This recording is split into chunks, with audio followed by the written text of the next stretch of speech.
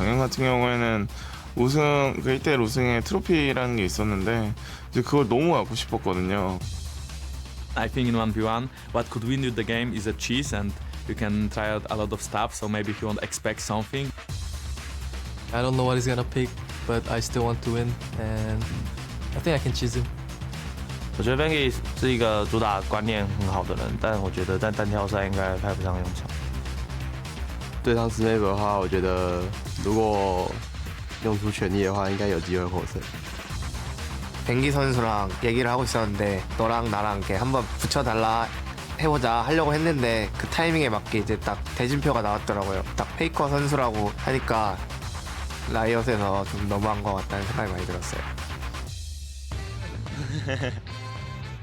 Welcome back to All-Star 2016. Pulse is joining us. Oh, there it is. There we go. Pulse is joining us as we head to the Howling Abyss for the next round Mithy over too. 1v. Yes. Oh my God. And Mithy, hola, ¿qué tal? Hola. Hola. All right. We're going to talk about the 1v1s. We're going to do a refreshment of the rules. Of course, everyone knows the rules. We're playing on Howling Abyss. It is the first kill, the first one to 100 CS, or the first one to bring down the enemy turret wins the specific match. I've Which totally never lost my... happens. Which never happens. Killing the turret is almost impossible in this mode because someone will reach 100 CS by the time the turret will die. I mean, you see people trying to go for it, and then they mess themselves up because they... Well, yeah, they hit it once and realize this is actually useless, and then they back away. And I'm glad we have like a 1v1 expert here with us today. Yeah, definitely. Because especially the game yesterday, he showed... Talking about Pulse, He right? showed his class. Yeah, Pulse is exactly. Who's played a lot of 1v1s. This guy over here, Well, I am great. I just had a bad game. You tried to go for... Actually, you did try to go for the 100 CS, but you lost your cool, I think, or what was it? I think I'm not really sure what I was going for Okay. when I got in game, yeah. All right. That's actually one of the best things because Crip and I, who were casting in 1v1s yesterday, we were talking about how these players are so smart. Like, they understand how to put, you know, with the mini waves, when do you push, when do you back away, how do you force them into bad trades. And then when you stand behind the players in practice doing 1v1s, they're all just yelling about fighting. Can I kill this guy? Can I go for him now? They actually never talk about minions or anything. No. And we got to see that yesterday from some of the players. Yeah. Thing is, I can like think about the game and like look at it from like an outsider perspective, but when I have to actually like last it and think at the same time, that's when problems start coming in. Yeah, well, you came very close, but you lost to Levy, and let's take a look at the rest of the results from yesterday. The first half of the first round was played out, a full 7 matches. Of course, Bjergsen and Doublelift, they ended up being out. Expected made it to the next round versus Ron OP. Impact also victorious. Clearlove, of course, famously knocking out Bjergsen in that matchup, and then the second half of the matches, Mithy sadly out versus Levi, who will be going up against Whalers, and then Optimus will be going up against Uzi. And as said, well, Bjergsen and Doublelift are out. That makes it a bit easier. It should do for the eyesight to get some victories. Let's take a look at some of the top picks we saw yesterday. Pulse, what was the most exciting one for you? For me, it was just, I mean, in general, for me, it's about the meta and how it evolves. And like looking at how Optimus did and how Levi did, because they had a weak experience under their belt, is the impressive play I expected to see from Mithy that unfortunately we didn't see. So I actually wanted to see more of that. And I'm actually waiting to see the Nasus come out, but he has been very high in the priority bands, along with Caitlyn, because it's super brain dead, along with Syndra and Callista. And we saw Varus twice as well, which seemed to be an LPL special. It's worked out. That's how Clearlove knocked out Bjergsen. He has everything. Yeah, it's really, really good in this map, obviously. Can push, can actually trade really well. And because you can run Barrier Exhaust, like, you almost never die, and you can always go for 100 CS if needed. I think it might get banned today. I think we need to see more Kennen bans as well, because I think he's actually, like, one of the most broken picks in this. But the players are kind of all over the place with the bans. I want to see Tam Kench. Yeah. Yeah, There it is! Yeah. Did I convince you, or did you just randomly play it yourself? I played it myself. I realized that I'm horrible at last hitting, horrible at trading and stuff. So I was like, okay, so I'll just sit back, sit on my tower, and as soon as I hit last snowball, I can just go in. You know, that seems fair enough. Yeah. It works. It works. We're Though. gonna It does work. It's really good. They were very successful. Let's take a look at the back half of the first round, starting with the GPL versus LMS clash between Celebrity and Karsa. Then we will have Reignover versus Rekkles. That is a very nice one. Those ex-teammates up versus each other. And Ziv versus Smeb. Fantastic top laner brawl. And of course, in the second half, okay, sOAZ versus QTV. Bengi Maple. Mata versus Faker. A bit unfair, right, is what he said. And Jankos versus Spray. How will our European players do, Mithy? I would like to point out that sOAZ is the reigning supreme 1v1 champion. Yeah. On what? The original one back in Season 3. True. In Shanghai, where he Yes. managed to win. Jankos, on the other hand, he is doomed. Like, he's gonna get completely wrecked. What? He will get completely wrecked because I know he's going to play something cheesy. He's going to fail it. And then even if he manages to win, he has Faker in the next round. Yeah, but that's how you play. If you have the unfortunate matchup there, like Mata versus Faker, you just go for cheese because you can't make up the skill gap, so you make it up with cheese. He's so bad. He lost to me in 1v1. He's going to play no hope Volibear there. and I he's don't going know. to be terrible. Pulse actually was talking to me beforehand how he was a bit taken aback by the fact that you have no trust in European players whatsoever. That's not true. Is That it not? not true. I think sOAZ can go all the way and win Okay. this tournament. That's the one. And Faker can actually go pretty far as well. Yeah, with the crowd behind him, definitely can. Some other 100%. interesting matchups. Reignover versus Rekkles was a double lift after, or double lift said, I don't have any trust in Reignover to do this, but he said he had something prepared. What do you think, Mithy? Maybe we see some Rengar. Maybe. Maybe some level 2 cheesing Rengar or something from the bush, because you got the bushes there. Yeah. What other jungle champion? Wouldn't Rekkles ban it though, seeing as it's like the pick Reignover's been playing this tournament? I don't Yeah, think. it's- I feel it's like the way he said during the possible. interview, he has something else up his sleeve. Yeah, also, Rengar is not like a pick that we see all the time. We saw it once in IWCA, and it was just about getting that all in. And he was against a Swain as well, Was it so it was good? a free win. No, not Oh, really. okay. But like, if you can win at level 2, it's really good. But apart from that, there's like no way of really making it work unless you get that kill before first back. All right. Well, the players are ready. That's enough from us. Let's hand it over to Ibai on stage. De una contra una otra vez. En la esquina azul ha peleado contra los equipos de la Wildcard y ha evitado a cientos de paparazzis para llegar hasta aquí. Celebrity.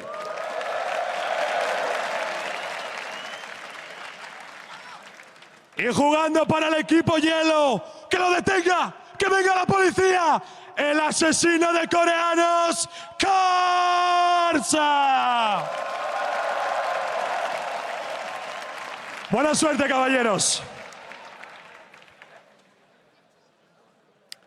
Ooh, these guys looking ready to fight some 1v1s. I managed to actually get rid of the Vishio finally and have a great upgrade. Cyrene, welcome to the 1v1s. Thank you. It's a pleasure to be alongside you, Crepo. I got to introduce you as well. Slide that in there. But yeah. In case people by this time still don't know who we are. Did you get to catch all the 1v1s yesterday? Yes, I did. Yeah, I did. I was very surprised at the fact that both Doublelift and Bjergsen got knocked out the finals from last year. I got to catch up with Doublelift a little bit afterwards, and he was saying like they didn't practice too much for it. Him and Bjergsen both kind of took it a little bit easy, but as soon as they lost, they were like, damn, we should have taken this seriously. And that's what you have on the luxury of day 2. They got to see everything. Talking to Doublelift this morning as well. At the same time, I was like, bro, what went wrong? Like, you did everything wrong in that all-in. And he basically said the same thing. I don't think I could have played it any worse in that particular situation. Basically, according to him, what happened was he was going to win 100% on the CS. Always, huh? But he wanted to fight like a man. And, well, he died like one as well. And gave the free win over. So hopefully, today, people that are actually ahead on CS will just keep on winning. Yeah, and the fact that we also see people go for those bloody kills when you could have just ended it that way so easily. But the picks, I want to see how they adapt, because we are seeing things like Twitch, like LeBlanc, some people pulling out Jace. Varus is becoming a big pick. The Draven as well is actually Celebrity's big pick. He's known for things off meta like Draven, Lucian, and Kalista, so those may be banned against Celebrity. Yeah, I'm definitely loving the Varus picks because there's 2 ways that you can just trade on champions through minions with the Q and the E that you can actually just get the double value off. It's a great champion that gets to 100 CS, and when your opponent gets a little cocky, you just pop it in the head with the ulti, and then you just win that trade. Yeah, Varus has been incredibly good, able to like chunk people out as well. LeBlanc, Caitlyn. Caitlyn's big one on the ban category, #1 right now. Syndra, you expect it to be off the table as well? I mean, we're looking at Kennen, Nasus, just like there's going to be something up. There's a few too many picks available, but it all depends what style they want to play. There is a little bit of rock, paper, scissors going on. Obviously, it also depends on kind of what runes these guys are running. We're going to try and follow that a little bit more closely. That is something we maybe skipped over too much yesterday. And just have a bit of insight of like why these players are making these decisions, because it is as Mithy is saying, sometimes they're just in the moment and they're also not thinking straight all the time because they're so busy with CS. Yeah, I actually remember when we had the 1v1 mode actually on live. Every time I played it, like, you play a ton of League of Legends, but you actually feel your heart in your chest because every little thing you do, you don't have people to back you up. You make one mistake. Can't blame your team. Yeah, you can't blame your team. It's all on me at that point. You are your team. Thanks. But I'll mess it up, and then, you know, the guy, it's just purely outplay, outskill, and they can punish you really hard for the next 2 minutes off of one mistake. And again, if you're wondering why these hovers happen until the end, despite it being blind pick, it's because these players are sitting right next to the screen where it's happening. They can look up and look at the player cams, look for reactions, and look at the last seconds champion switches here. Karsa peaked. I don't think Celebrity actually peaked. No. And yeah, Celebrity's going to go with the Lucian that he's known for, and Karsa's going to go with the Rengar. Yeah. Jungle pick. That is a matchup where you have to stay away from the brushes. I feel like Rengar will never win it unless he all-ins at level 3. So this is basically survive with super defensive summoner spells. And this is such a strange thing on the Rift, or I guess on the Howling Abyss, is because you want brush control, but at 2 minutes 15 seconds, that's when the relics spawn. And then for every minute and 15 seconds after that, they respawn. So the Rengar has to play between actually controlling the brushes on the top side, and then eventually being like, okay, it's about to come up, I gotta get the bottom side. So it's kind of a cascading effect where you get brush control, hopefully that gives you minion wave control. Yep. And then once the wave is kind of your ally, you switch over to the other side to get the right timing for those relics. But that's extremely hard to track while trying to CS, dodge Lucian Qs, and not die in the process. Yeah, it's incredibly hard. And you have to keep track of all that. Nobody's keeping anything for you. And you have the other guy in your ear. Yeah. He talks to match it. Players actually haven't really been using it too much. I want to see more like, especially from support mains, because they're so used to like not having to do much in the game. So mental warfare, like you're already disadvantaged. You can't CS very well. You're going up against a better player. So I really hope that Mata later on when he goes up against Faker starts using that. And I know a lot of these guys take it very seriously. You're talking about Mata against Faker. He really, really wants to actually win that. He loves the Howling Abyss. He loves being able to play on it. Loves ARAM. But looking at Celebrity, and the GPL guys are 2-0 in the actual one-on-ones from yesterday. Yeah, interesting start as well here. Karsa looking for an item upgrade early because he doesn't go for the conventional Dorans, which means he sacrifices power early for a little bit more sustain. But it gives him a little bit of an upgrade if he does get a first back. That's also good. All right, we had a quick look at what they're running runes-wise. Basically 15 armor on both, and then Celebrity is going obviously a little bit more into the attack speed, but there is just raw AD paired with that armor on the side of Karsa. Karsa is going all in, brutal early game stats, nothing scaling obviously since it's a 1v1. And the fact that he also just gets healing and he's able to actually move around a little bit faster when he uses the W, that he'll have a good bit of sustain. Yep. But it won't be off of actually those auto attacks. And then obviously Warlords versus Thunderlords here. Karsa running with Thunderlords. Okay. He really wants to go for those spikes. That's super risky because you can see everything that Celebrity does to him in terms of damage is going to stick. There's no way for him to get it back. And I love those health bars at the top, actually. That's sick. Sorry. We pipped our overlay. That's Karsa. Basically wants to jump to the minions and then extend the trade. He wants control here to push him out before he hits level 2. Oh, it's over. He's going in. He needs a winner. That's it. Man. We can analyze these matchups all you want, but if you don't stay away from a level 2 Rengar, you're just gonna die. Yeah, jumped through the bush, had complete control of the spot on Rekkles' face. It's my turn already, man. I mean, Karsa, he's known for taking down Faker, so killing celebrities isn't something he's new at. We were just done leaning over to check the runes and masteries to go in-depth in this matchup. We were about to talk about Power Spike, and he just gets whacked level 2. Yep. Karsa doesn't care about the schedule, doesn't care about the book. He's actually level 1, he leaps forward, and then he gets level 2 off the minion dying on top, and that's what gives him the upgrade there. But it doesn't matter, actually. No, he does it all level 1, straight actually. up level 1. Yeah. And it's the bonus killing speed that gets him to level 2, but he doesn't need it anymore.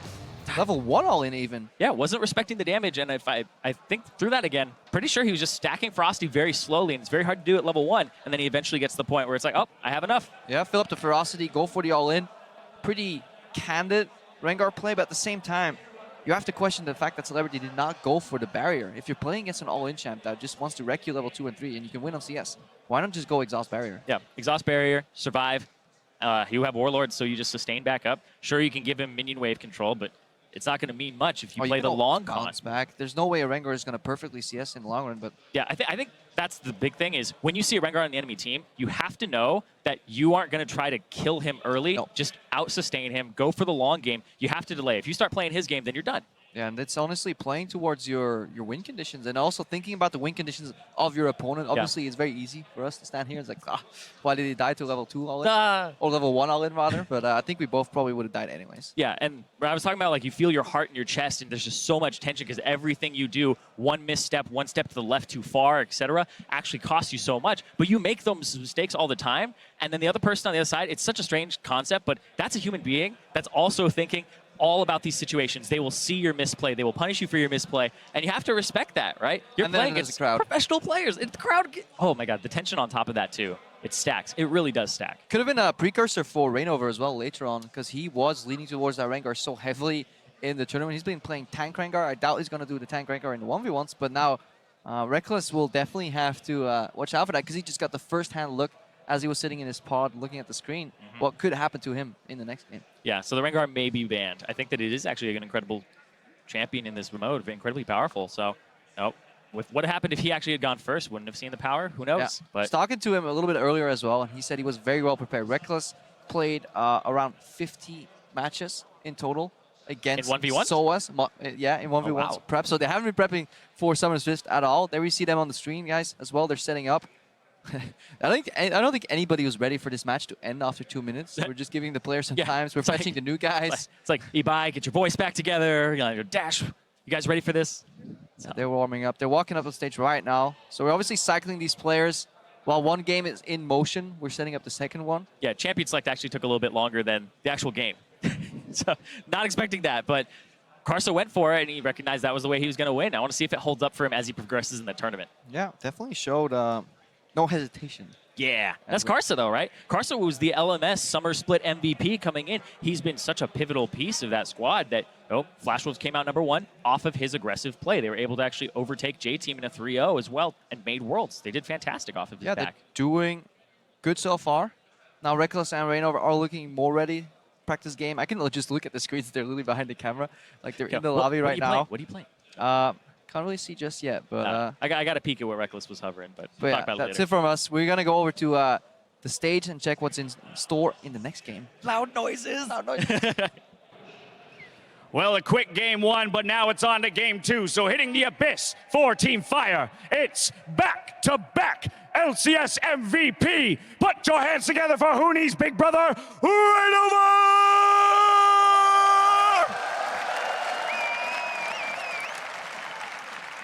Y representando al equipo hielo, a veces los viejos amigos se convierten en tus peores enemigos. Pero maldita sea, quiero tener su pelo.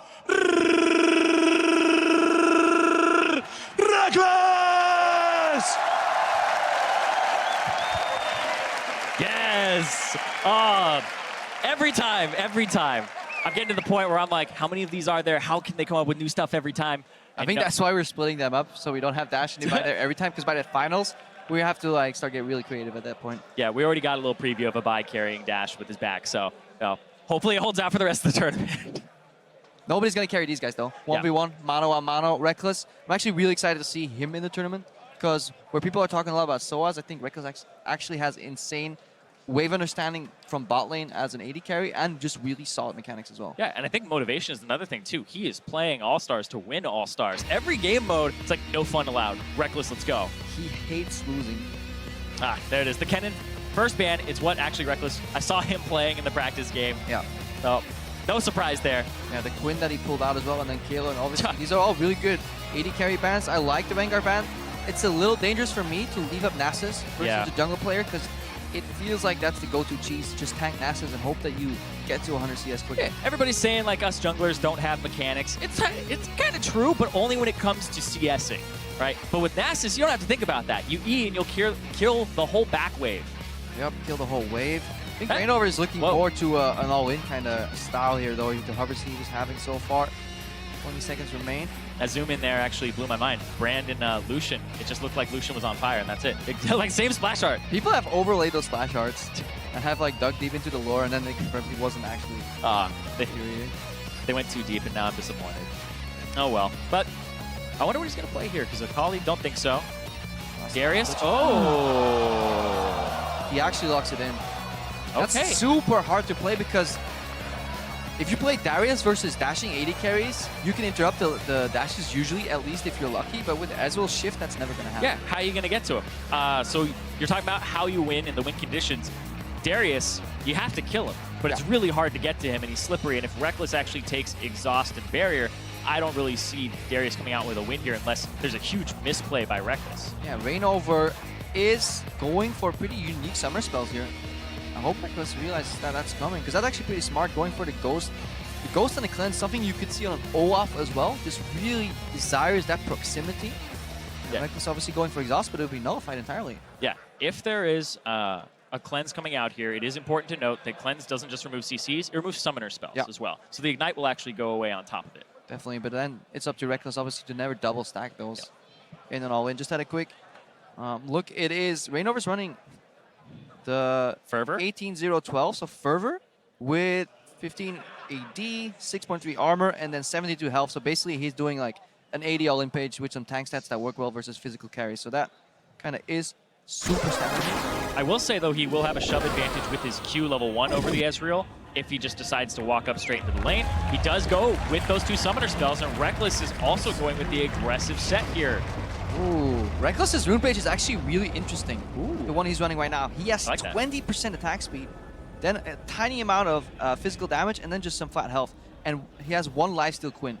So he's basically playing the push game. He's going to stack up that Ezreal passive and just keep autoing the creeps over and over and over. He is not looking for all-in trades. He's just looking for repetitive shove, honestly, winning the match with lane control. And I assume he has Fervor.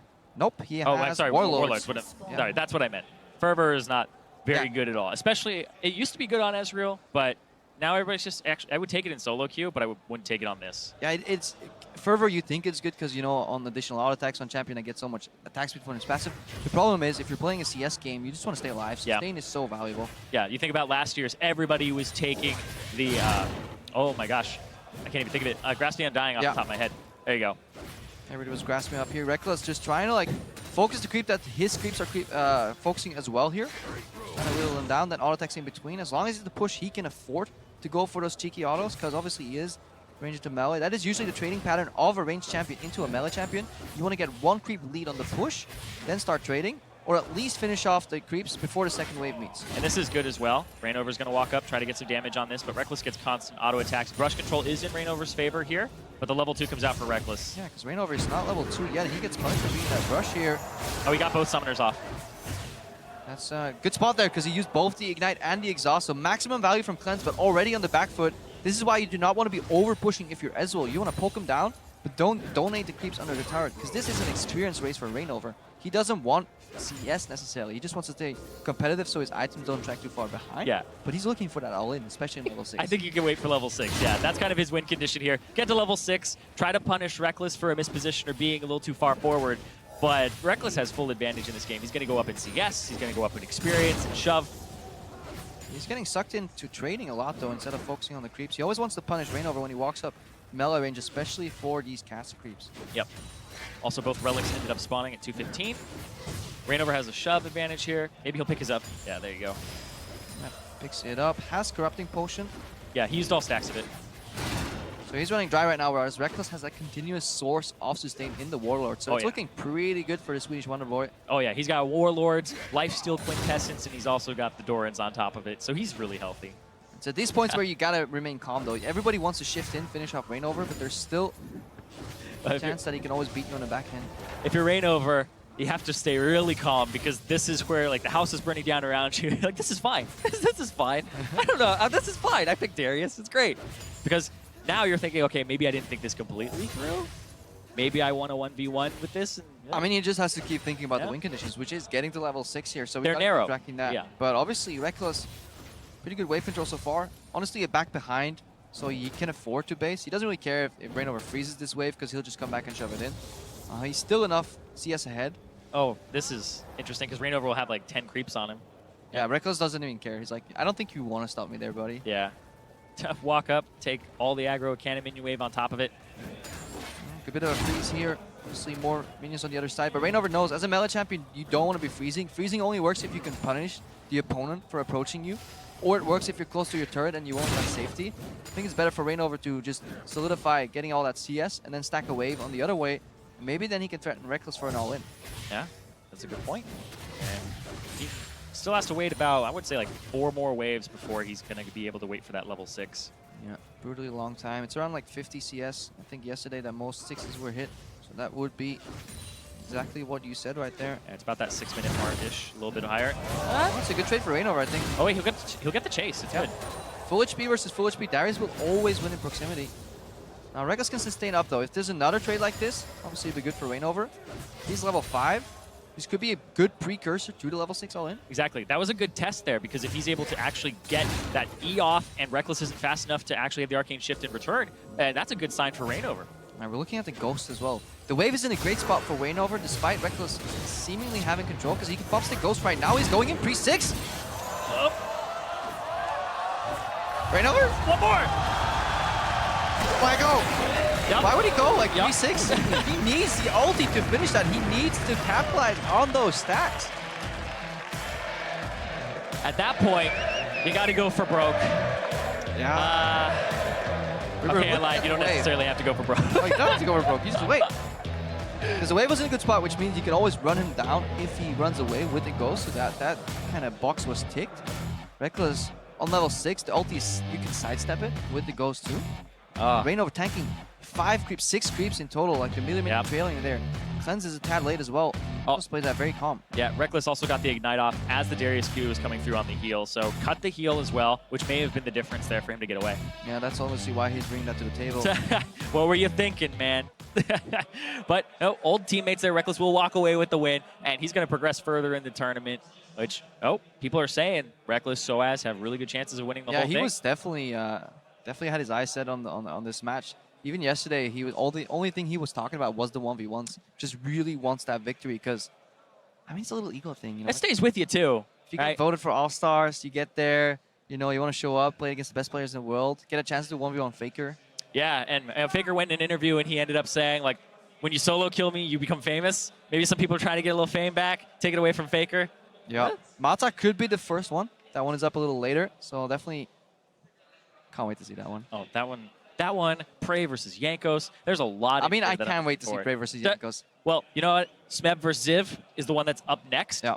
Both of these guys have been MVP in their region as a top laner, which is not the easiest thing to do in the world, right? The game usually will reward junglers, it'll reward mid laners, and having a top laner that's able to get MVP of the league is actually a big feat. But I wonder what style they're going to play, because League of Legends lately has been trending to like World of Tanks more in the top lane meta, but in the 1v1, we have barely seen any Tahm Kenches or the like. That's true, but you know, we did end up having to see some more 80 carries and some more mages in the top lane. So these guys obviously branched out a little bit. You have Rekkles and Reignover, former teammates of Fnatic.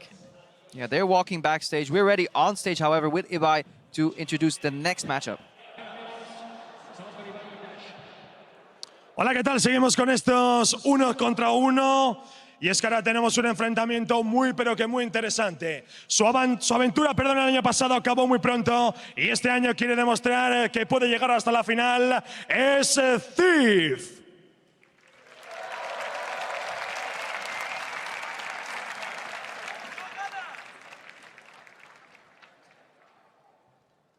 Y en el equipo fuego, el auténtico terror de la top lane, el doble MVP de la LCK,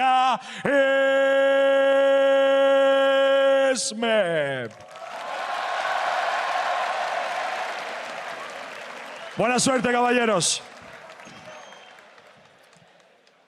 I like it. The vocal variety. Don't give us the same thing every time. I feel it. I feel myself build up. I'm like, yeah, here comes the moment. And it's just going to make me love it more later. I know it. I'm going to be honest. I feel a little teased right now. Yep. I expected more of that intro. Poor Ziv got like a lukewarm applause from the crowd, so he needs to show him what he's got. Yeah. And I mean, Ziv has always been kind of underrated. He actually has the nickname Supernova because he came into the scene and he just blew past everybody in the standings, got an MVP for himself. Like, absolutely insane that this guy came on and really changed a lot of the LMS region in terms of the top lane. He has been the strongest player in that role for a good while now. Definitely so. No Nasus. That's what I'm hoping for. No Susan, man. Oh well. We haven't seen it. Last year it was Froggen to actually bring it out, I believe. It still holds up, and it's actually a little bit better than it was then. Yeah, Froggen wasn't afraid to go for the 100 CS games. I feel like that's the way to win 1v1s, though. But it feels like an insult to the craft. Yeah, it's actually interesting because 100 CS is like the chess game, right? But it's boring to watch. It'll take 6 hours, and then you come back to it. People like get up from the board and walk away, and then they come back. But it's way more entertaining if people go for blood, especially in like the games that we've been seeing today so far. It's like the equivalent of Monopoly, basically ruins families, but it gets you the victory. Mario Kart 64. I'm looking at you, Ben. Sorry, childhood, bro. Childhood, just right there. Ooh, that's locked in, right? No, it's not. It has the green border around. Oh, they're still hovering. So, still the hover. I would like to see a Yasuo mirror match. That would be actually pretty dope. Yasuo is so much fun in 1v1s. It's such a great champion as well to play around with the minion wave. That's one of the champions that I really respect, players who play Riven and Yasuo and our one tricks. Even Fiora as well, because if you make whoa, mistake, hang on. Well, you respect Riven one tricks? I do, actually. Do you know how hard it is to execute on that champion? No! People tell me the combos and I still can't do them. But you can face roll and still win on that champion. Yeah, but I'm just saying, the people who one-trick it and they have the animation canceling and all that, but everything we've said is completely irrelevant. Because we talked about hovers, we did it, damn it, Creppo! Every time. Never talk about hovers. All right, Varus, we saw it yesterday. Again, that's a lane control pick. Kites really well, but has no gap calls. I actually think this might be a really good matchup for Darius. Yeah, it's interesting because he can't actually get away like an Ezreal could have. But Smeb, I think I know who Reignover was playing. Yeah. this is way too similar. They've actually They were talked a lot. teammates. They were teammates back in the day on They were Incredible teammates. Miracle. I think they're actually rooming together here at All-Stars as well from some pictures that I've seen on Twitter. So they've definitely been bonding a little bit and talking about their experience. And obviously everybody's talking about the 1v1. Oh, yeah. But going back a little bit on like Smeb's history with Reignover, like they were called the Incredible Failures. They came in. It was a team that people were like, oh, these guys really suck. It's like worst top laner that they had ever really seen in that scene. And then boom, as soon as they start all getting scattered off to the 4 wins and all that, boom, come back. Hey, these guys are great. Number 1 on the 2016 Worlds list. Turns out Smeb is pretty good at League of Legends. Yeah. Sometimes. It just takes some time, once you end up getting a player who has the mechanical ability and the decision making, you refine all of that, you kind of shape how they actually get to those decisions and those conclusions. Cool. But in this game, looks like it was Darius. I think it's actually a really solid pick against a low mobility or no mobility AD carry, because we saw what happened in the last game. Once that Darius got close to Rekkles, the damage you can do is quite severe. It's up to Ziv to really space out his summoner spell usage. Yeah, he can't use both, and we're seeing a lot of people not actually go for barrier here, which is so shocking that you would go for something like an Ignite. I understand that you do want to cut the Darius healing a bit, but it still just seems so risky. Yeah, Ziv is running pure standard 80 marksman pages with the Warlord, so nothing out of the ordinary right there. Standard for 1v1? Real quick. Okay. Standard for 1v1, I assume. Yeah, no standard, just for like even 5v5, just 14% attack speed. Like no MR, I guess he cycled that out for something else, obviously, but haven't really been running that too much in most lanes either. So yeah, Smeb again playing from the brush, wants to maximize the AoE on the creeps. Ziv obviously looking for that trading pattern. A couple of autos later on with the E is what you're looking for. Yeah, Varus is so strong in 1v1s because of the fact that his Blighted Quiver just gives him extra damage. It's like 400 gold worth of combat stats because it's 10 damage on hit, and then you just stack it up for even more when you cast a spell. But also when you kill a minion, free combat stats from attack speed, right? Yeah, definitely so. We're looking at Smeb right now. His runes, he's actually is running rather cooldown reduction on these glyphs, so flat CDR, and for the rest he's filled it out with just pure armor and pure physical damage as expected, just pure all-in stats. You don't need anything else. You don't need mana regen or any shenanigans like that. Oh. It's interesting to see how many people had actually practiced the 1v1 because the towers actually do a different amount of damage than minions. Leaves you, it's really awkward last hitting on a turret, so if you can park the wave in front, it's the best. Now Ziv kind of parked it in front and it's going to bounce the wave. Makes it really hard for Smeb. Smeb is running Fervor, so no Thunderlords here. Yep, and you would want control right about now, and if you were Smeb to actually push up because the Relic's about to spawn, you're able to actually get Ziv out of the wave, but it's not going to happen there. Ziv's going to hit level 3, and he's actually going to get complete control too. Smeb always wants to dash in and out of those brushes. They're relatively even on experience. I guess he's going for the level 6 here. He's gonna learn from Reignover's mistakes. Definitely not a bad trade here. Proximity trade. That's 5 stacks too. He gets all that AD. He used both summoners, and Ziv still had the exhaust though. Yeah, that's actually really well played by Ziv, holding the exhaust, baiting him, because Smeb, a worse player would have went for that. He's going in again. Just wants some sustain here. Yeah, he's gonna try to stack that up. Get those bleeds going. But now he's pushed in. He's already 6 CS down. He can get a little bit under this turret. Yep, out of stacks too on his corrupting potion. There's one more relic on the map all the way down for Ziv, I believe. But he would have to walk very far to go and get that one. Gonna try to bait some mana out of Ziv. Good sidestep. Alright, good CSing. Gets one. Pulls him under turret. Oh, Ziv is dead. Low mobility 80 carry. Well, at least we walk away today with a lesson. If you're playing against Darius, don't walk close to the turret. It's not every day you have a Darius underneath the turret, especially in the top lane normally. He's shoving you in early, but Oh man, taking that extra turret shot cost Ziv. He had the exhaust, so he was a little bit more confident than he should have been. That hurts. It does. Patience. Hey, I was talking about one misstep, and then you're dead. That's exactly what it takes too. He's so happy that he's poking outside of turret range, and he forgets that this guy literally has a grab that moves you, and he actually gets minion block for the second shot. Oh. Well. Adding insult. Even the ref's like, come on, bro. Yup. I had that. Put me in. And I've seen that Horseman play. He's really bad at League of Legends. Oh, nice. And he had that. Oh man, he's been a ref for a very long time. Yeah. But don't want to go completely off topic. Smeb, actually bringing one up for Fire.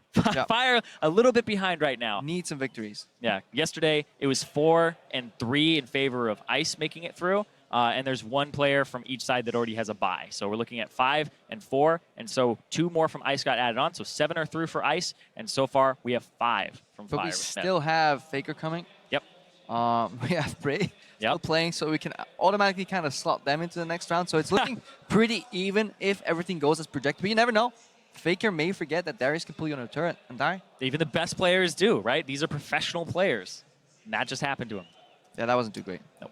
But yeah, hoping for some more variety to Darius' game right now in a row. I'm also probably mispronouncing it, and everybody's just spamming Darius in chat right now. Happens every time. Darius? Yeah. So hoping a different champion happens there. Now you just like blew my mind. Is it Darius? Darius? It's over. I'm done. That's a I'm curse. done. I'm done. I'm done. Heimerdinger. Have you seen some Heimerdinger? 1v1? No. I think it can actually be okay. It depends on who you're against for sure. If you play like Exhaust Barrier Heimerdinger and you get control of the wave, I don't think Yeah, it's that hard. I think you win in CS. Yeah, you just, I mean, you're playing Heimer. Yeah. Not going to go all Oh, no, go for the Heimer kills, man. You have to go for them. Although level 6 all-ins are decent on the champion, people If you don't get the really stun- know how much damage he does. Yeah, if you get the stun RW, they're gone. Definitely a combo we can do. Maple is set up on stage right now. We see sOAZ setting up here, so I think we're getting ready for more 1v1s. Yep, absolutely. And we are actually ready to go over and try to intro who these guys are. Let's see. What, is it a bait this time? I think it's Maple. Now I'm clear to go. Here we go. Match number 4, turning to the blue side. We have the great hope of France. Hold on to your baguettes. It's the Escape King himself, sOAZ!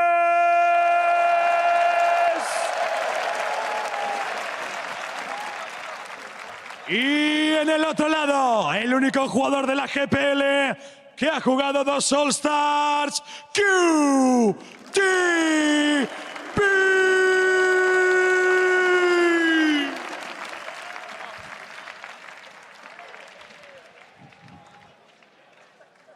Got both of them up again that time, so. Yep.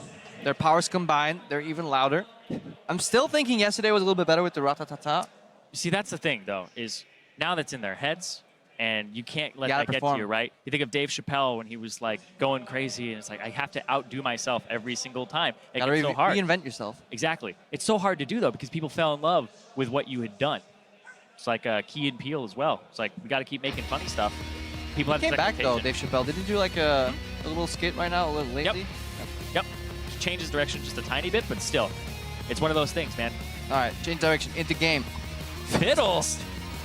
I mean, these guys can watch the match histories. There's a good chance some of these players have been like spamming certain champions because unlike scrims, you can't pause and leave a 1v1 because most of them go down to the wire on like a one single auto attack trade. Yeah. And then the game ends and there's always logs. Alt F4 right before the last hit comes through. That's an auto lock, too. Oh, they're playing a mirror match. Oh. The second you see weird bans, they're playing a mirror match. Because look at it. sOAZ spelled Fnatic. Yeah, FNC versus QTV. The second you see the vibe ban, you got to start looking at like the first letters and see what they're banning. This happened last year as well, where Bjergsen and Doublelift were banning out TSM every time and then playing Vel'Koz and Zed Mirror. Froggen played Anivia Mirror and they spelled it out. The Zillion was spelled out last year as well in his game versus Afromoon. This is great. Oh, dude, I love watching these teams 1v1s. The sad part is they actually tend to end at level 3. Yeah. Oh, usually it's the level 3, it's whoever got better ease off on the minion wave and the other person to try and push it a little bit faster. And whoever lands the Q, because they'll both stand in the minion wave, and if one lands a Q and the other doesn't, it's like, this game is almost over. Yeah, it's really important because these guys are going to kind of mimic each other in terms of play. When it was played by Diamond Prox, was it like 2013 All-Stars?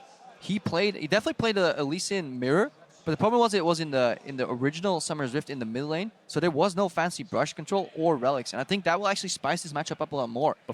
Do you run to the relic? versus Lee Sin Q. Like, you gotta believe in your ability to juke. Then is it worth it? Maybe not. That's true. That's actually, see, these things are just so hard. You have to think of all of them beforehand. Because if you get on the Rift, everything has to go out the window, and you have to kind of rely on your practice. And if you haven't practiced enough, then it could be an issue. But I do think that QTV, and sOAZ both very practiced. We were talking about how in Vietnam they take their 1v1s very seriously, especially in the GPL. Yeah, definitely see if there's any contrast here. sOAZ is running 80 attack speed, armor, and just some health. So a pretty standard page, honestly, with Thunderlords. Just gonna look up what his opponent is running. We're missing quite a few Qs right now. There's magic resistant QTV. Yeah, because E does magic damage. But like 4 flat MR. It could be the difference. I've seen it before. Yeah. I've actually seen it before. All right. They're both running a little bit of attack speed, definitely. It depends on what their style is, because some people actually max E first, because it'll shove the wave, and it will also deal damage to the opponent. So if you have magic resistance and they don't, it is the difference. Yeah, definitely. We've seen W maxes as well for kind of a sustained tanky synth. Yeah, it's the difference there. sOAZ started Q, QTV started E. sOAZ connects, so that's good. In a minion wave, that's rough, though. QTV should always answer with immediate auto attack right there. Yeah. It's really important that you do not cancel any single auto attack animations. So it's going to put you behind in trades. I was looking at fun facts for QTV. He's actually 28 years old, and he turns 29 in March. So. Ooh, sOAZ bullied a guy playing a Lee Sin mechanic heavy matchup, and this guy is 28. That's just mean, Paul. Good size up. It's just being toxic, you know? And QTV levels up, gets the Q and the exhaust. Good counter exhaust from sOAZ right before the proc. sOAZ has his Q up first. Oh, that's big. 28, baby. Still got it. I mean, maybe he's juking it because sOAZ. Oh, he's got Q back up. He got him. Oh, he got him. He got him. sOAZ, it's over. Oh, QTV. It takes down the 1v1 king from earlier. Look at him. He's happy. Oh. Hey man, 28 years old, don't give up on your dreams like Crepo, everybody else out there. You are old enough to go pro. I need a new excuse. What will I do now? Maybe I was bad all the time. Maybe it wasn't age. It's okay, I've been worse the whole time. So we can be miserable together. It's but fine. It's better not to try and then not fail. And actually try and fail. QTV here. Final trade. Yeah. That's a really good Q. And then sOAZ, yeah, his Q wasn't cooldown. You can't play that bold. Yeah, that's the thing, is you have to count the cooldowns here. And that's what happened. What QTV did is when you saw him go aggro right before that replay, he walked up to the left and then he started walking back because he was like, -4 seconds, that means sOAZ is up here. Dodges sOAZ's Q, and that's what changed the game. And he also had like 2 magnificent sidesteps there. It's really hard to juke against like great Lee Sin players or great pro players. So sometimes you gotta do the dumb jukes. Basically, you keep walking in a straight line. It's like a double mind game that goes like 3 layers deep. But he sidestepped both Qs and then obviously got control of the matchup. Yeah, it's basically, you know, if you keep seeing them sidestep to the left, the person who keeps doing that has to eventually go, okay, I know that they saw that. I'm going to sidestep to the right. And I don't know who stepped out on stage. Yeah, I wonder if it could be that. Might start with an F and end with an acre. Yeah. This is what I love, man. That has to be the greatest feeling in the world. I don't think that ever gets old. I must say, I feel really bad for Bengi. We joined them for the fan meet yesterday. Basically, after the games, the pro teams go out, you know, to meet the fans, take pictures. I got put next to SKT, so I could have been. It was a good way to practice being invisible. And then every single person that walked up just goes like, "Hello, Faker," shakes his hand, and everybody else gets ignored.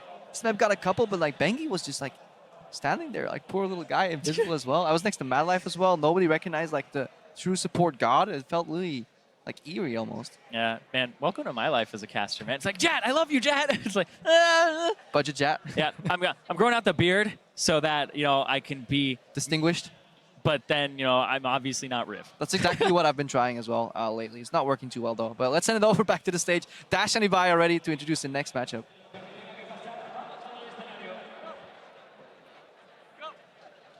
Lo ha ganado todo, ya no tiene dedos para llevar los anillos. Es un 3 veces campeón del mundo.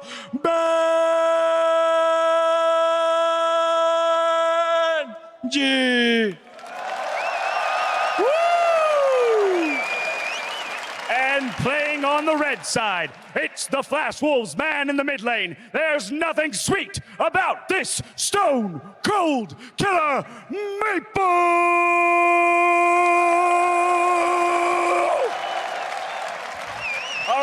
gentlemen, good luck and have fun. All right. Yeah, Fierce. I like that. That was great. I can't do that. If I try that, I blow my voice out. Yeah, like Martin said yesterday, girly voices. Girly voices. That's why we're here. That's why they are on stage. Yeah, most color cast. Never mind. I'm not kidding. We're talking. Hey! Let's go back on track, shall we? Yes, absolutely. Faker and Mata will be after this, but Bengi and Maple, this is actually a really interesting one because these two players, they were never voted in to the All-Stars until this year. Before it was Score, before it was SKT actually had to qualify because we took the #1 teams. And Maple, it's like Westdoor Shadow, Toys Shadow, back and forth. This is the first time that these two guys have actually been the most popular in the region for their role. I think actually that's a good point as well. Like, Bengi is like so underrated. The guy has won like 3 world championships. What more do you need to do? Like, how do you prove yourself? Everybody's like, oh yeah, he's gonna lose this game. He's falling off the bandwagon. Yeah, right. Like, I would say, even for myself, coming into Worlds, it's like Bengi's in a slump. It's like Bengi's not playing too well. They have Blank. It's like Blank's not that great, but then relative to Bengi, it's like, okay, how good are these two? But Bengi was the one that just kept getting subbed in over and over again when they needed him, and here he is on stage. Start. Yeah. Can't sub him out this time. Can't sub him out. It's my time to shine. Maple, though, is a player that I just really enjoy watching. And okay. For the Syndra. Locked Builds in are locked with in. Tom Kench. Trying to run this like matchup through my head. Feels like Tom Kench is actually quite comfortable. Blue's on the push. So if you're not familiar with Tom Kench in all-ins, he should be running Snowball, probably, because that's the way you want to play him. Because you can actually, I don't think you get interrupted from Syndra's QE if you Snowball in, so it's much better Summer Spell than even like the barrier that he's running right now. Yeah, and you probably don't need the barrier if you have the thick skin. Yeah, you exactly. can hit it fast enough. So I don't think Bengi has done his full research, or maybe just playing a different style, but we have seen Snowball Tom Kench all in because you want to get into close proximity where the base damages of your spells are just super high. Yeah, Tom Kench does so much damage if he can actually get to you. Yeah. And then Syndra at the same time, she'll have wave clear and wave control. I want to see how much he uses his W on the side of the Tom Kench to actually clear waves. Yeah, it has some AoE, but I think the play pattern is basically surprising a W, like using your W to blow up a wave to create maybe a path to get a Q, because otherwise angling the Q is going to be very obvious. Like, Syndra will always be hiding the minions, and I guess that's where you're looking to punish. Yeah, and he's definitely going to be hiding behind minions here, because Bengi did take the snowball last second, loaded it a little bit late there on the overlay, but that's exactly what he needs. And it is going to be a little bit more AP focused here from Maple, so Bengi got some magic resist. Yeah, I'm just looking at Maple. This is actually Maple right here. He's running like the standard, just early. No armor. He's got 80 Whoa, red. whoa. Oh, he's fighting already. Yeah, don't face take a Tom Kench. That's not going to end up too well. So Maple is running some magic resistance on his glyphs. He has 80 reds though for physical harass and basically helping him last hit. So even though you want for all-ins, you want to like run either magic pen, maybe hybrid pen at the worst.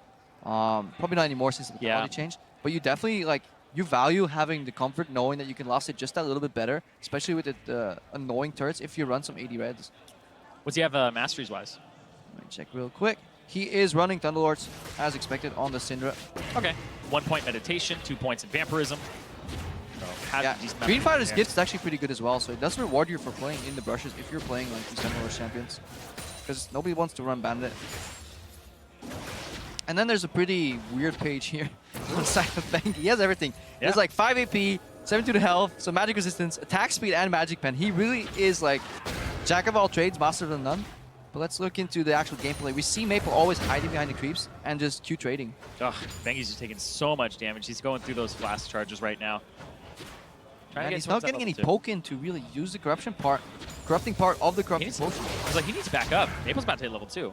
And Maple playing obviously for a poke-oriented style where he keeps hiding in the creeps. He doesn't need to skill E early because in Summoner's Rift you skill E sometimes early because you're afraid to get ganked level 2 and it's a really good tool against ganks. But obviously if you can hide in your minions, just do QW. Makes him miss that one too. That's a good trading pattern. You always slow him with the W, guaranteeing your Q can hit. Ideally, you lost it creeps or you poke creeps with the Q, but he always has the push going so he can just lost it with his auto attacks and save Q for harass. Remember, if you auto attack an enemy champion, you draw minion aggro. Basically, that'll punish you even if you're next to the cannon. But if you use spells, it will never draw minion aggro. That was actually something that I'm embarrassed to admit I had learned a lot later than I should have because I was a jungler, and when I started playing top lane, I had no idea. Yeah, a lot of players make that mistake, especially in the mid lane when they're playing very spell reliant champions, like maybe an Ahri. They do a full combo, and then they go in for the last auto attack, and that last auto attack triggers like 6 minions to attack them, and they just lose the trade on the backhand.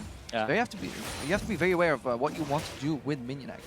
I think I learned it when I played top lane and I played against a streamer and I watched it back and he's like, he won that trade with the Rise because he rune prisoned me, but because he autoed me, he lost it. He's like, if he just cast spells, he would have won that trade. Yeah, definitely. So anyway, so auto attacking Tonken really isn't going to give you too much. He's getting through Bengi's mana though, and his HP. Bengi's trying to get control of the relic here. That's really good. Bengi, he actually walked on the relic at 215 on his side. He knows that his is going to be back up at 330. So he's just doing this, pushing the wave. He doesn't mind how much damage he's taking here, as long as he doesn't die. And there's all in going from Maple. Ignite goes down. Bengi still has the thick skin, pops the great health. Ignite ticks out, but he has the base right now, and that gives Maple control of the lane. Yep, control of the relic as well, so Maple will be able to actually push this out, spend spells, no problem, and then get a good back timing. Yeah, we're looking at a 10 CS advantage if he gets everything here. One more creep, one more Q. The cannon, he can pick that up and throw that away, so he can definitely go back to base with quite a bit more gold. Yeah, I'm trying to think what Bengi's angle is here now, because he purchased a Doran's Ring, sold it, went for the shield, and then went for the Fairy Charm as well. Maybe he sees that Maple is doing quite a few auto attacks in between, wants to negate that with the Doran shield. I think he just wants some mana regen, so he can maybe win a sustain war against Maple. Yeah, he definitely wanted that because mana was being a problem for him. So kind of went between the Doran's Ring and that. Wonder what he's going to build, though, eventually. But we know Bengi thrives under pressure. Like, they swap him in the end of a best of 5, just when the World Championship's on the line. He went down to 3 HP. Very, very underrated ability to perform under pressure. There are a lot of people, like, I use Reignover as an example here, 89% win rate during the regular season, but in playoffs, we always see like a little bit of a different Reignover every now and then. Yeah, Bengi right now looking to push in that wave, just get the reset. Forcing Sino to CS on the tower is probably like the only way to guarantee that she maybe loses some CS, because otherwise it's so easy for her to CS, but probably WQ combo right now is strong enough to clear out the entire back wave, which means Maple's just going to sit on that 6 CS advantage right now. What is Bengi going to do about this? Level 6 doesn't help him. I mean, he gets some stats, no, from his ulti. Tanky stats, to kind of negate the all-in. Going for the zone, but look at how little this is doing. This is great. Sidesteps W, forces point blank E, which means Maple is being gated in the mana department, which means Bengi can actually start playing up more and more, and now use that zone to deny CS here. Cannon creep denied. So that's exactly what he wants to do. He wants to get back in time for his cannon. He goes in with the snowball. Needs another. Almost got that other hit on him. Maple's out of mana. Yeah, he can't actually cast the ultimate. And the wave is frozen, so Bengi obviously gonna regen. If he get 2 shrines, he actually doesn't cast the base, because these guys based on 33 PS. Oh, good cancel. Maple only had 10 creeps since his last base, so with this like freeze that Bengi has put in motion, he's actually controlling the wave right now, and he may very well win on a CS victory. Yeah, this is a very high-level game right here, because it's so hard to get control of the wave again once you get a disadvantage. But the fact that Bengi's managed to do it with his champion slingshotting back, that's really cool. Now just push in and reset anyways, because he wants to back. Definitely will have a bit more gold. There's a couple components for Maple, but Maple's style will probably have to shift into an all-in oriented style. Well, if you play a sustained war against this Tahm Kench that now has health regen and mana regen, I don't really see you winning, especially since it costs you so Maple. much. Wrong order. Misses with his E and then sweeps. Yeah. Oh, Bengi can actually get, he leveled his ultimate. You can get back faster with your ultimate if you want to use it.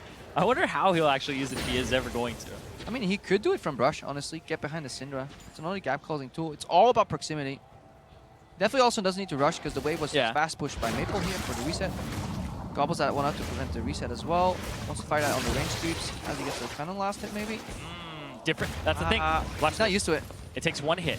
Usually it takes 2, but it takes 1 turret shot, 1 auto on ranged, and then on the melees it takes 1 turret shot and 2 auto attacks from you. If it takes 2 turret shots, it dies. Yeah, at least, yeah. Because it's borderline 50% damage on the melees here. Again, Bengi going for zone. He wants to deny some CS from Maple. Threaten him to go for the relic. Pick it up, pick it up. Nice at the Qs, that's good. Just get rid of the mana, that's what he's looking for right now. Damaging his mana pool, forcing him to pick it up. Staying in the bush as well to make sure that he doesn't take minion aggro. Lost chapter finish though on Maple, that's really important. And, yeah, exactly. So when he levels up, he'll end up getting a little bit more. Great job there. Bengi with the snowball to the left as well. Yeah, he got a little flustered here. Good ignite. Maple really controlling If he gets the Q, if he gets the Bengi's Q. going close. Gobble, gobble. Oh! It's over. That snowball to the left. Very questionable. Maybe he thought he still had barrier and then hit it. Because he hadn't used snowball the entire game before that. I think he just misclicked, honestly. Yeah? Probably smart casting. Yeah, misclicking summer spells. Probably swapped them around. Still, Maple, though, played it really, really well. After he got the lost chapter, he ended up just dealing enough damage, and his mana was being attacked. It's a different strategy to attack their mana, and it's not too uncommon on Tahm Kench. You'll see it on support as well, because that's their strategy. Every damage they do to you as Tahm Kench, because you have thick skin, it's actually less damage per mana because you regen it back up faster. So that was his strat, and got Maple to back a lot of times on unfavorable backs and got control of the wave again, but really great execution there by Maple to close it out and go for the all-in. He realized he was winning that poke war. It is a dangerous game for Bengi to play, honestly, because you have to rely on your ability to sidestep everything, keep track of mana, keep track of the wave. Like, every time he moved forward, he had to be back in time to get a CS while he was zoning to deny CS. It's incredibly complex to keep that up, all while you don't know every single champion, like in a 1v1 scenario either. If you're a jungler, you have a rough idea of how strong these champions are, but eventually you'll kind of learn the hard way. Yeah, the limits and knowing what they're capable of doing is comes with experience, comes with a lot of mistakes, I'd say. That's how most people will learn. Going back to things like scrims, whenever I watch them, it's always try to find your limits on these new champions that you don't know. Can you kill them at level 3? Can you not? Yeah, and this also focuses very much on the macro side. If you bring up the scrim argument, that's where they usually take a more holistic approach, bigger macro picture. But that's too much derailing right here. We're ready for our next matchup, so let's check out what Dash and Ibai have in store for us right now. Hola, ¿qué tal? Ya estamos de vuelta con estos enfrentamientos de 1 contra 1. Y es que, representando al equipo Fuego, tenemos a un hombre que fue MVP de los mundiales en 2014. Tenemos a Mata!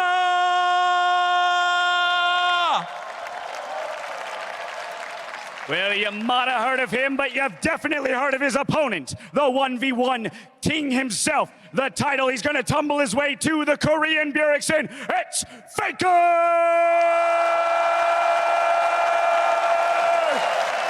Some robots!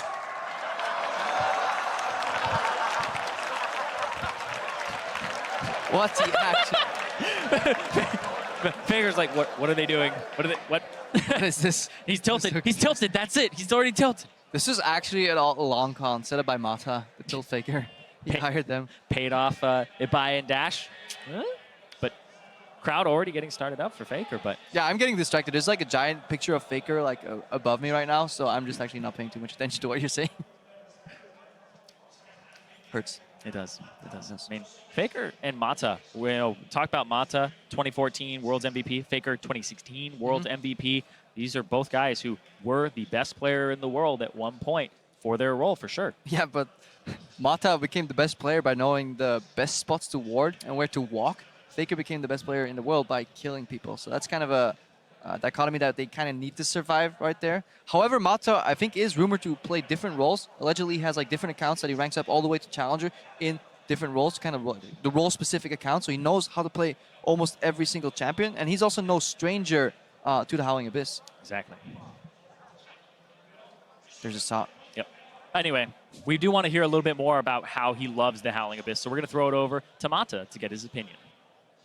개인적으로는 제가 칼바람 나락에 대해서 자부심이 엄청나기 때문에 이번에 좀 잘하고 싶네요. 제가 시즌 2부터 나와가지고 사실 랭크보다 약간 좋아했던 게임이 그 미드 5대5 아람전인데 이번에 그냥 캐리하고 싶네요. I feel like I've been doing everything wrong in my life. Yeah, that last thing we did wasn't very good. I mean, except for the really awkward toss. So I've told myself I'm too old to play the game. 28-year-old guy wins only sin. I focus so much on rank, calling ARAM a waste of time. I'm the best support in the world. Says ever since season 2, he's kind of just playing ARAMs all the time. He likes it more than rank. So maybe that's the approach. Oh, yeah! Let's go. Oh, they actually did. They locked. They locked it. Faker, I mean, he accepted duels where it was mirror match and Nivea against Froggen last year. Faker, he is susceptible to challenges. I mean, Faker has to accept. You don't want to have a story of like, yes, I challenged Faker to a duel, and he was too afraid to accept it. Yeah, and I think as well, another thing is, in Faker's position though, when you accept somebody's duel, you have more to lose than them. Because if they beat Faker, they beat Faker. You lose, it's like, Proposing Faker to a mirror match is always a win-win. Yeah. If he denies, you actually have a story where you won a little bit, and if not, it's still on your terms. Like, it's the best shot you have to win. Exactly. And if you lose against Faker, nobody's going to hold that against you, right? And that's actually a big problem with being the #1, is you have nobody to really chase anymore. And Faker, though, up against Mata, this is really interesting because why would it be Yasuo? Mata, it's like, Mata Yasuo. It's the ultimate skill champion, though, in Korea. It's regarded as I mean, it's a champion nobody wants on his team because he goes 2 and 10. But then when he's on the opposing team, he's obviously 20-0. But it's an incredibly high champion and also just really fun to watch. I love Yasuo so much. The tiny things in his mechanics, the Q into the E into the auto, the Q, stuff like that. It's really cool. And then there's a lot of great tricks too, where you can like spin on a minion before R-ing. Yeah, Mata's running 1% crit. He's going for it. That's actually a very common Korean page. I'll look at a lot of Peanuts pages. They'll have them. And you're like, wait, you might crit the jungle creep. What? That's actually happened to me once. Actually, it happened in the OGN finals. Is that why you lost? We lost for many more reasons than that, but that was actually 1% crit. That's the story I'm gonna tell. I stole a red buff because my jungle crit right before the last auto attack. That's what happened on a live game, and then we tilted a tiny bit. So who'd you give the red buff over to? I was Soraka. Like, he had red buff Soraka. And like, anyways, doesn't really matter. Okay. Old story. Faker versus Mata. Faker is not running the 1% crit, so RNG gods have to be with Mata for once. So this is the matchup that I will usually play on the 1v1 map. I'll just play Yasuo every time that I can, because otherwise I can only feed 1 kill. You can't go to 0-8. It prevents me from doing that. But every time you miss a Q, it's actually a big deal in this matchup. Yeah, it's about lining up the Qs to hit both minions and honestly the enemy Yasuo. Mata got pressured first because he really didn't feel comfortable trading against Faker. Faker standing on the outside of turret range here, so every time Mata walks up, he can at least get a Q in the face. He wants to stack it up. It's a very micro-heavy matchup, but you really want to click really right next to your champion. Faker's still level 1. Oh, Faker might be done. He has to get out. That was a really good trade by Mata. Got him again! Tower shot. Ignite. One more. Oh my God, Mata takes down Faker. And he takes over the Spanish crowd. I think I'm trying to break this down. It all goes back to the Q that Faker used after the first wave. The crowd is in love with this. Faker again. Mirror match. The opponent's terms goes down. Team Ice. I mean, yeah, Faker used the Q when he turned around into the thin air, and Mata just rushed for that first minion, got level 2, and then went so aggressive on Faker that Faker never got access to that dying creep. Borderline level 2 right there. Obviously, it's the 7th creep that levels you up. So the first melee minion of the second wave, Faker should have been there quicker because he had the push. Yeah, well, the thing is, Faker got the push on him, and when the minions actually create a nice line for the Yasuo, you have more chase down. You have a longer lane to actually make the Yasuo run down. So being underneath your turret in a mirror match like this isn't necessarily the worst thing, because they have to keep running from you. You get an E on them. Mata did it really well. He walked alongside his creep to his zone, but even then, the waves are still going to meet in the middle. So in essence, it wouldn't matter. It was just a decision-making. I think Mata had his Q up sooner, which allowed him to take down that creep much faster. I want to see it again. I want to see it in almost like long form. Because this is the end, and we obviously know how we got here. It actually takes quite some stones to go in here as well, taking a turn shot voluntarily, but then dancing out. Even didn't have the ignite as well. The focus there, the half joy. You could see he landed. That's where it's like he landed the knockup. Faker's like, I always hated 1v1s anyways. Oh. Team Ice, though, coming up big today so far. I mean, Jankos is hoping. Rekkles, Karsa. If Mata can beat Faker, Anything is possible. Anything is possible. 28-year-old wins today. Mata gets taken a victory over Faker. That's insane. Jankos is not going to be Prey. Or is he? Well, we don't know yet, but I'm actually really keen for that matchup right now because looking at the upsets that we've had. So for that reason, let's go back to Dash. He's on stage introducing our final matchup. All right, ladies and gentlemen, it is time for our 7th and final matchup of the evening. So, starting on the blue side for our next bout, it's the First Blood King looking for just 1 kill today. It's Jankos!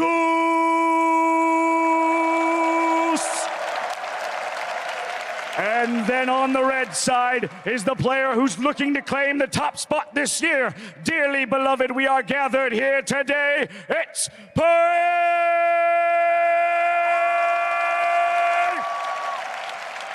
There can only be one winner, gentlemen. Let it be you.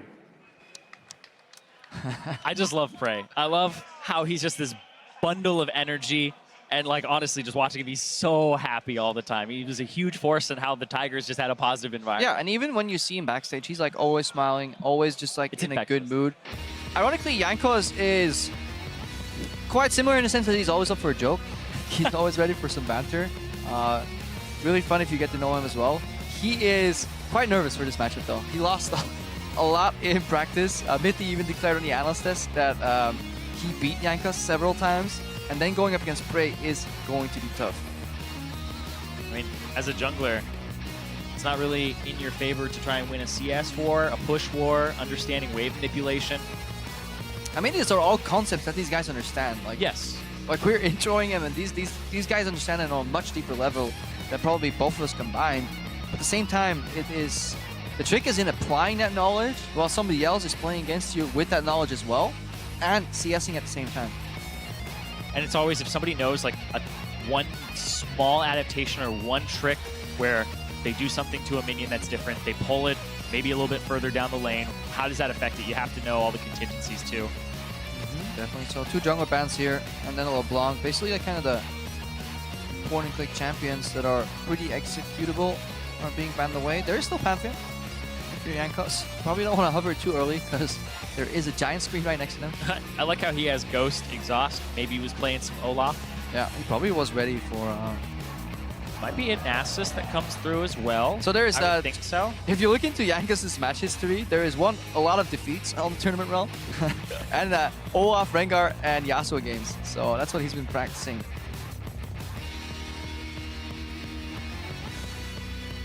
Looking at Prey. I mean, the Praven, he's going to hover it. He's known, gonna hover it. known for not being a very good Praven. He just locked that in. He just locked Lucian in already. That is telling Jankos you can react.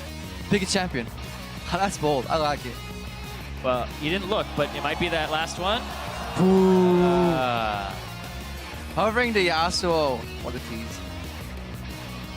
Okay, so he's going to play the champion that Prey's teammate played.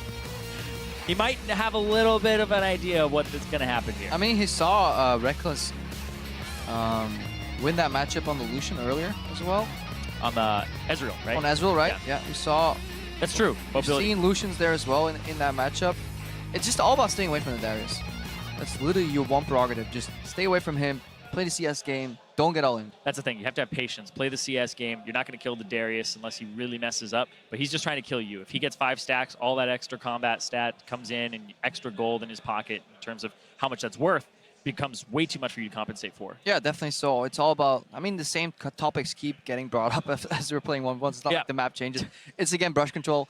This Darius wants to hide there early, then swing the wave into a push, hopefully, so you can maybe contest the Relic and stay away from turrets. Yeah, but Lucian has a little bit more shove than Ezreal does, so he has the option of actually keeping the Darius underneath the turret a little bit easier. Yeah, the beauty about Lucian is that you can harass with Q through waves, and again, spells do not draw aggro. We have to keep reiterating that, which means that Lucian Qs, you can fire them from pretty close by, but you'll never get the minion aggro that way. This is the matchup that we were waiting for, the final one of the day. There's a little bit of trash talk behind it. Prey said that he was going to give Jankos a taste of his own medicine. Get first blood on him. I think Jankos has the wrong runes. Does he have? Are you in game? No, right? Nope. Okay, Jankos has... Not touching these 1v1s. on the rune page he has selected right now on the tournament realm, He has 26 ability power. Yeah.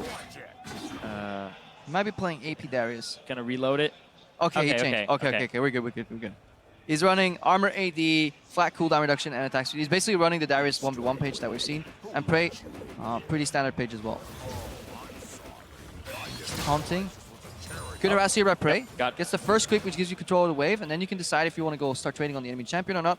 And obviously he does that by queuing through a creep on Jankos. Yep, got the double damage too. Got it onto Jankos and the minion. Is it exactly what you want? Q through this.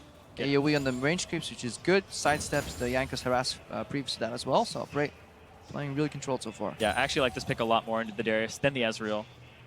Mobile, low cooldown on the mobility, so even if he does EU in and it messes up your dash, you may have the possibility of getting it back up. The problem is you're quite short range compared to the Ezreal. You can't really Q harass. I mean, you can Q harass, but if you want to follow up on it, you're pretty bound to get minion aggro. That's why Prey goes in a bit too far. Speaking of short range, if he gets dragged right there at the edge, like he takes 2 turret shots. Yeah, we already saw what happens when you get E'd underneath, but Jankos doesn't have that just yet. All right, has Jankos played enough matches that he can see us? Nope. Oh, this hurts. Nope. Poor Jankos. This is where you need to keep an eye on the player cams as Us well. junglers. Look at the tilt. It's coming. Nice sidestep from Prey. Nope. Answers with a double shot Q. Jankos has missed so much, and Prey's trying to get... At this point, it's an experience game for Jankos. He needs to get to 6. Get a good Ghost already. Ghost, that's Prey being hooked. Cannon creep and 2 range creeps. Yeah, he's going to try to beat him to the Relic, but nope. Try to use the extra combat stats. Might get the Q up again, and an auto. Oh! Did he? I'm not sure if he actually canceled an auto attack right there, or if he could have played that any better. That was surprisingly close, so this champion has a lot of chase potential. I think farther down the line, we may see more Darius come up right there. But that was at least as close, I think, as Jankos would have wished if he was chosen to lose. Yep. Looks like the king has fallen for today. And Prey picks up the first blood, and it was the first blood. Didn't go for the CS. Jankos made it so that he would go out on his own terms. Yeah, he got close. He got the grab off, so that was all fine That was and good. dandy. Chase, I think he could have turned around once we saw the Lucian approach the health relic, but it's so hard to tell. Like, again, these guys have played maybe like 10 or 20 games, but to know how this evolves down to the wire until the last auto attack, you either have to have an insane game read or just practice the hell out of these matchups. Yeah, and you don't always know what your opponent's going to practice as well. How many people have been playing Lucian in these one-on-ones, right? In the same way, the same rune setup. It's all about knowing those limits. You know, on Summoner's Rift, you play enough in terms of repetitions to kind of know those matchups, to know the possibilities and limits of the other person. But see this one more time here, because I want to see what happens with the Ignite. If it happens during the Q. No, looks like it didn't. He tried to actually stop them from being overlapped so that the cleanse does not remove both. So Yeah, and then Jankos is 1 auto attack away. I don't think he actually interrupted any auto attacks. It was still on cooldown, despite his movement. Was pretty close though. Teleported away there. But yes, so he's gone. I mean, they're all Out gone there. at this point. 7 matchups have been played. Skill still seems to be okay in the 1v1s, but we haven't seen a single 100 CS victory, I feel. They've all really been... Yeah, we saw almost a 90-ish. Yeah, we've seen close, was it 1? But I think they've all ended up in all-ins overall. I think it may have been 1. I know 1 got to around 90 CS. And 1 was really close yesterday, where it was like kind of a forced all-in to kind of stop it, but I think the person still died here. So most of our players, anyways, all in all, are playing for aggression, and that's something I like. Yeah, I absolutely love that, because we could talk a little bit more about those power spikes as opposed to farming for the minion wave, but I do think that as it progresses and people take it more seriously, and it comes down to even the final day and the best of 3s, I think that we're going to see at least 3 CS victories, because I think somebody's going to pick up that style and say, you know what, I'm not necessarily the better player to outplay you, so I'll outplay the map with you. Yeah, definitely so. But let's go back to stage here, go to Dash and Ibai, and they're standing ready to kind of go over what happened here just now. Ladies and gentlemen, that's going to conclude the first round of the 1v1 tournament. Please put your hands together and celebrate all the competitors. Moving on to round 2. Hold on! It's time to channel the dark side and unleash my unlimited power. Barcelona, your Spanish hero, Ibai, threw a challenge to me on Twitter. I accept your challenge and I will end it here. Do you think I'm scared of a Maokai main? Do you think I'm scared of a Diamond 4? Do you think I'm scared of someone who kisses Dash? 1v1 me, E-Bye!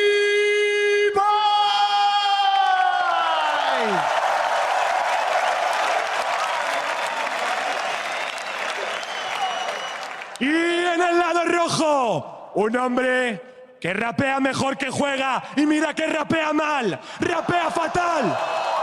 Es Slow Shot. Hoy vas a acabar absolutely deleted. Quickshot.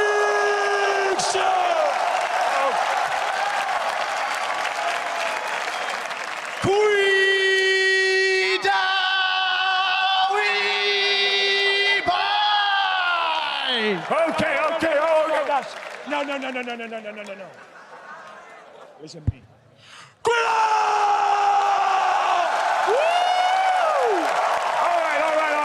All right, gentlemen, that's a lot of tough talk. A lot of tough talk that I hope you can back up. So here's the deal. I want a very clean fight. Gentlemen, put your money where your mouth is and may the best caster live to tell the tale.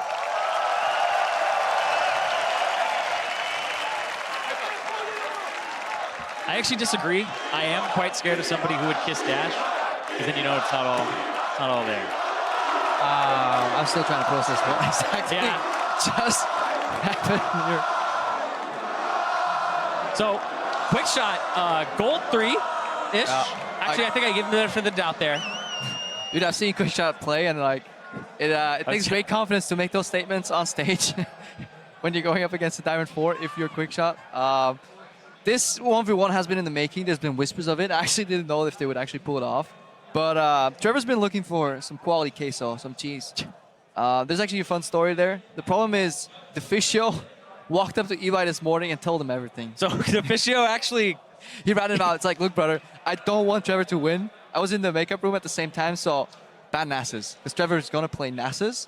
And then the Fischio gave him some tips as well about like playing Renekton all-in. So that's maybe something we can see. So if Trevor somehow loses, let's all remember that it was Martin's fault.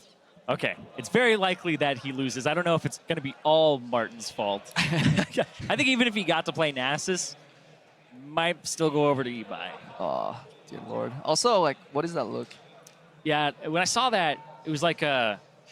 I couldn't figure out if it was Ziggy Stardust or if he was Sting from Dune. I don't know, man. I feel like he writes sins and not tragedies at this point. Like, a little questionable on the dark side. I mean, I know Trevor's peculiar, and he has some interesting taste sometimes. Look at them. You can see them. That's the giant screen that we were always talking about. Right below them are these pods that they're playing on. They're set up on stage, going through their runes and masteries. Oh. Caster bias. Hold on. We would never do such a thing as root for Team Ice. I'm going to have to actually go against him on this one. Go for the Team Fire. I wonder what he's actually going to play. I don't know if Trevor plays that much League anyways. Are you going blind casting? Oh, yeah. No. We can't actually hear you if you don't have your headset. Blind casting, I think, is something you could do if you don't want to watch this game. I think that might actually be a solid choice. Blind casting? Blind casting, just pull it down. The second Trevor starts last hitting. Oh, I can't watch. Can't see this anymore. Yeah, it's for my safety later on in the game. I'm gonna safety need goggles once you watch Trevor CS. I'm actually keen to see this because we see all these pro players, but we can't really relate to the average player. I think that's something that Trevor's going to bring us today. Relatability to players who are not as good. So in that sense, I think we have to be grateful. I cast the collegiate scene, so I know all about people who are right beneath the pro level who don't even want to go pro. Like, it's not pretty, Crepo. I will tell you immediately. It gets down and dirty. Let's see. EM. Well, look at what Trevor's. His last ban has to be an S because he's banning like LCS. Syndra. There's all kind of legit bans. If he bans Renekton, then he's banning Ibai's champion. Nasus, he knows. Deficio ratted it out. It's over. We had one shot. Trevor right now knows he's been bamboozled. There it is, the LCS. Okay, I don't know who to root for anymore. The Gnar hover. There's gonna be some serious mind games. Again, guys, like they can look at the screen. Oh yeah, the Renekton or the Maokai, the two champions for Ibai. Think about it. First, think about Olaf. Trev will go all in on level 3. He does not have the dexterity or the poise to take it past a level 6 or even a CS game. He doesn't have the mental fortitude nor the mechanics. What he is doing is a Class A peacocking. You don't have any redeemable traits in the game. Fake it till you make it. There you go. You gotta bring out the pizzazz. Gotta bring out the extra clothing. How long did that take? Borrow your mom's eyeliner.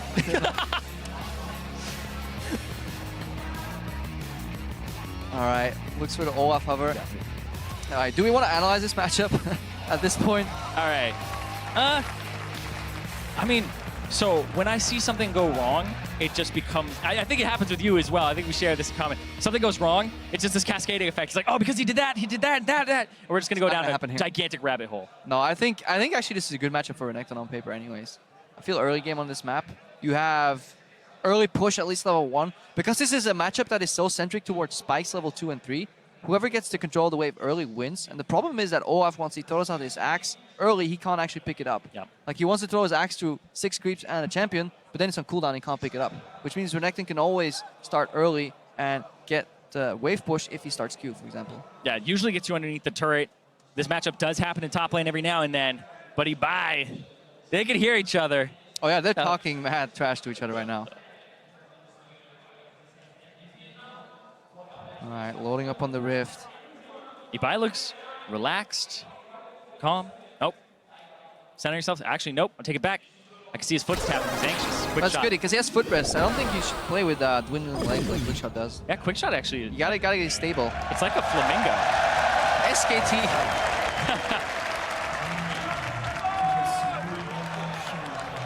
All right, Ignite Exhaust versus Ghost Exhaust. Right off the bat, Quickshot slow on the buying. Yeah, he clearly has played his map a ton. He has practiced very much. Yeah. But it just seems like age is catching up to him. It took him so long to actually pick up the Doran's blade. He actually hasn't practiced. And, okay. It looked like he had to actually type it into the shop to pick it up. Doran. Is that how do I spell that? Does it have an accent in it? Oh, no. Goes for the blade pot start. I mean, this matchup is likely over before the 5th minute. Seems very much so like an early all-in game. No offensive summoner on the side of Quickshot either. Look at that mug. Quickshot's hair on this cam, because you can't see the top, kind of looks like how Jat used to wear his hair, except it's a little bit longer. It's the unicorn. I feel like it's pretty insulting to Jat. It was a good hairstyle. He actually got rid of it. He throws out his Redefined himself. Redefined himself. Q early push, so Ibai has the momentum here. I don't know if he knows, but he definitely has the momentum. Quickshot missed the CS. It's good, good trade, actually. Oh, he missed the Q. Missed the Q. Quickshot should actually feel empowered to walk up and like pick up his axe after that. Yeah. Ibai, I think Ibai's scared. Ibai is really scared. Either he's scared or he's mind gaming this to try and get a longer lane. I mean, remember. Experience. Remember what? What am I supposed? Remember, like, you're not afraid. If you're the best swordman in the world, you're not afraid of the second best swordman. You're afraid of the fool that just picked up an axe. Especially when it looks like that. I love you so much. They talked in my ear, and I couldn't hear a single thing you said. I made I'll watch it replay. a bad joke. Watch the VOD and laugh. Like, that's all I ask. They talked in my ear again. All right, let's have a listen and we'll get to what they're saying. So yeah, are we going to listen in? We've been told. There's whispers. All right, there we but go. They're not talking. Production's like, guys, are they get trolling ready. us? Are they trolling us? Hang on, they're going on. Exhaust goes out. Ibai's out. So that means a summoner spell advantage for Ibai. Oh. Quickshot steals the relic. Yeah, he needs it more. He has the mana. All right. So production keeps whispering in our ears, like we're going to listening, guys. Yeah. They're not talking. I They're know. so focused. These guys can't actually multitask. They're like, we're gonna listen in on absolute silence. So actually, maybe we were listening in. It was just nothing. Quickshot though, actually, I think he has this right here. If he keeps going. There's minions, dude. Like that kind of No, do not want to trade into that wave. Yeah, I couldn't see the bottom left of it. Usually, I'm so minimap reliant. I've realized in this mode. Yeah, no minimap. Ooh, Quickshot actually hurt himself there with the Rekkles swing. And yeah, he's getting traded on. Can't see us under turret. Wasting a lot of mana here on CS. I think he's too far forward now. He doesn't have anything. I think Ibai might kill him right here. He ignited and exhaust up as well. It's over. Disrespect ignite. Oh, the headset comes off.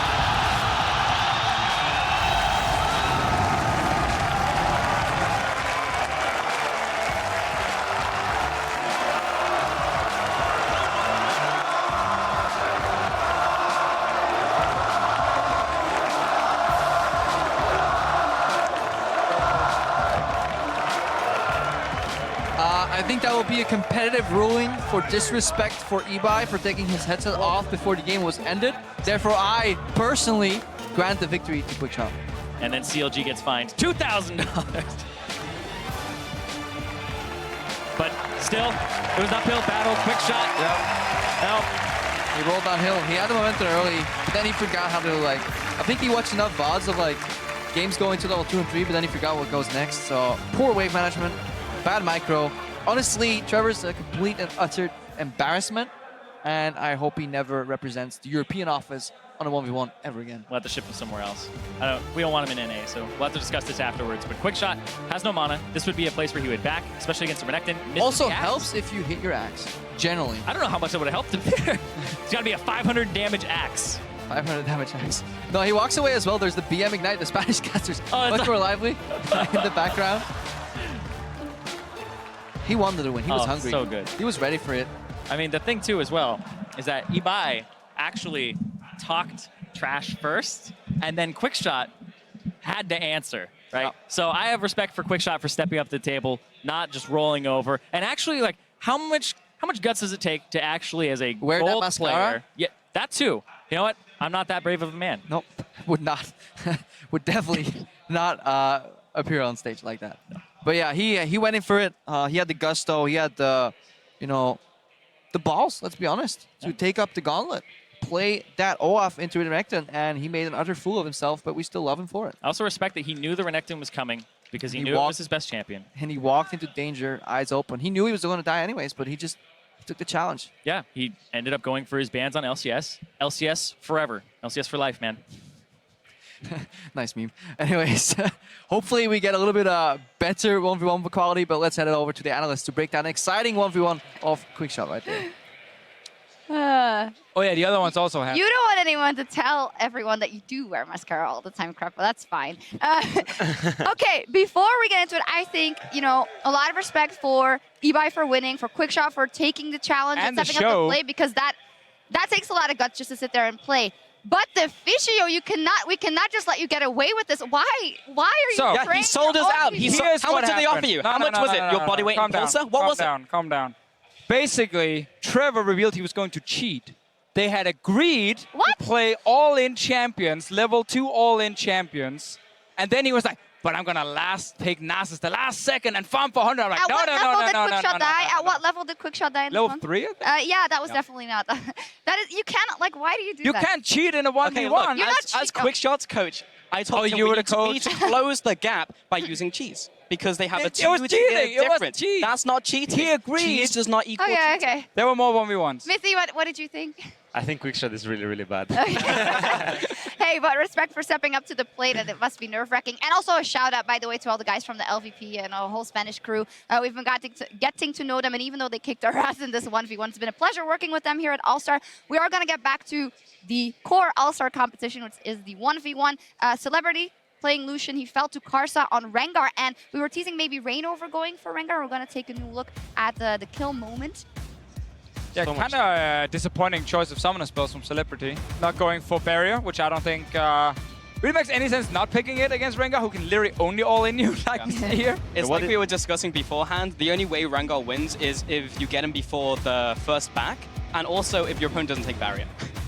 What was the range of that jump? He jumped like across the map. Well, one of the changes is when you step out of the bush, you get like an extra second, I think, and then you can still jump. I think it was like that before too, but... Was it still full second? It was might have been slightly less. Anyway, it is even better now, and... Oh my god, Rengar is so OP. All right. Pick area. And then there was a match in which we saw yesterday's power pick, Varus, played by Ziv, going up against Smeb, picking Darius. We saw a couple of Darius picks. Reignover couldn't win with it, but Smeb is